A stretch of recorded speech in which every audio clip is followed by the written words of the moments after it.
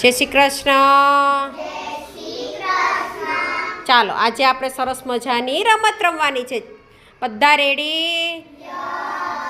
ચાલો.